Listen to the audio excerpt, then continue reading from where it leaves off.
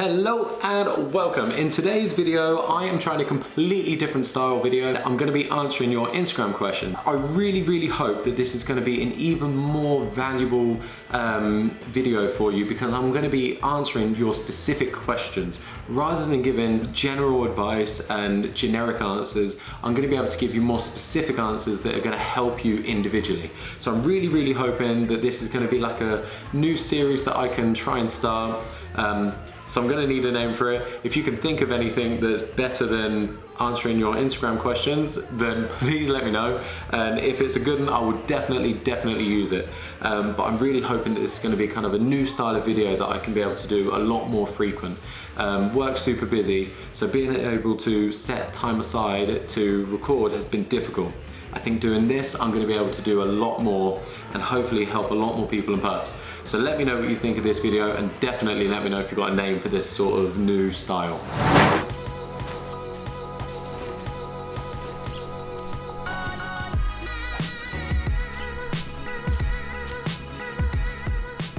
Let's jump straight into Instagram and find some questions that you guys have got. First of all, we are going to do a question that I've been asked by two people, and they are Priyanka Gargi and Amal Nadudi. If I'm getting your names wrong, I'm so sorry. And the question is, from Priyanka, I need your help with teething issues, and from Amal, it's puppy biting and actual aggression with growling. So two very similar questions and quite important things to get right. So let's jump into this one first of all. There's three main ways, main techniques to tackle this specific problem, okay? Now that is redirection, which I'm sure you've heard about because it's the answer that all trainers give. Exercise, again, quite an obvious one, up the exercise. And three is the one that I'm going to go into more depth in because I think it's the most important one, which is bite inhibition, okay? So let's start with redirection. When your dog wants to bite something, if it's biting you, if it's biting your clothes, if you're not actually playing with it and it's trying to kind of grab onto you, redirect. Give them something that they are allowed to chew and just redirect them, because you cannot stop a puppy's urge to want to bite. They are teething, their teeth hurt, they need to sink their teeth into something. It feels good for them. It actually releases endorphins and it can relieve stress for them. So you cannot stop this, let them bite, but give them something that they're allowed to bite. So buy a few toys, different textures, see what they prefer, and definitely redirect. That is one way to curb the puppy biting and mouthing. Second of all is when dogs get to 5-6 months old, I've noticed that a lot of people don't understand just quite how much exercise these dogs need. They're kind of at their most excited age, they're a nuisance, right? So you really want to try and up the exercise a little bit if you can, and also teach them a trick.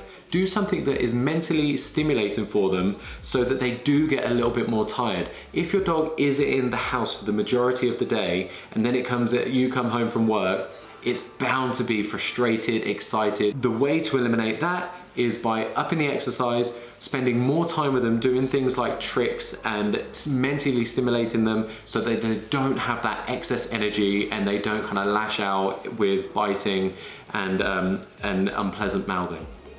Now, I have saved the best till last, bite inhibition. This is so important and not nearly enough people talk about this. Like even the biggest dog trainers on YouTube do not talk about this. I kind of do my research on what other dog trainers say, and I notice a lot of redirection, and it's ignoring what can be a problematic behavior, and we don't want to do that. We want to teach our dogs, we need them to understand how to act in this domestic world that we want them to live in, okay? So bite inhibition.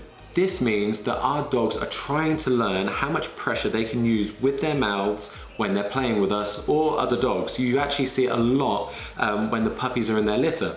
You'll notice that the dogs are playing with each other. It gets rougher and it gets rougher and it gets rougher. And then when it gets a little bit too rough, one of the puppies will squeal. I'm not gonna do a squeal, they'll squeal. You know what that sounds like. And then the other puppy will immediately let go, playtime's over, or they stop, they let go, and then they carry on, but they're a little bit more gentle. This is them learning how hard that they can use their mouths. Such an important lesson. So if you do just redirect, redirect, redirect, your dog will never ever learn how they can use their mouths softly and safely. Super, super important. I'm so honestly so passionate about this last technique.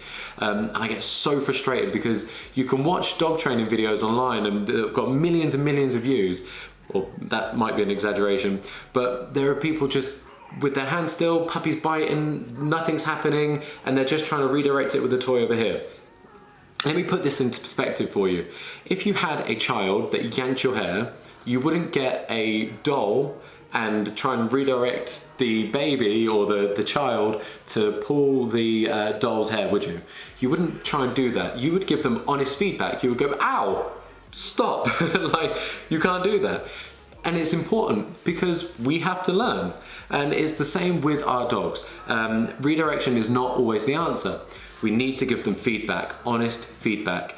And it is the easiest technique because you just have to be honest. If something hurts, let them know. If they're being gentle, let them know. And I definitely do not mean smack the dog, be horrible, be mean. I don't mean that whatsoever. So if that's what you were thinking, bad owner, don't think it, okay?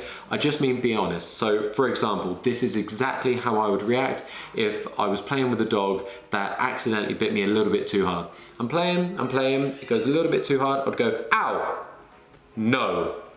And I would completely change my energy, and then I'd continue. No hard feelings, play again, okay?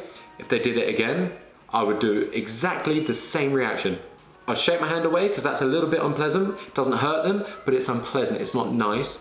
And I'm gonna change my tone of voice, my energy. I'm gonna be like, no, no, finished.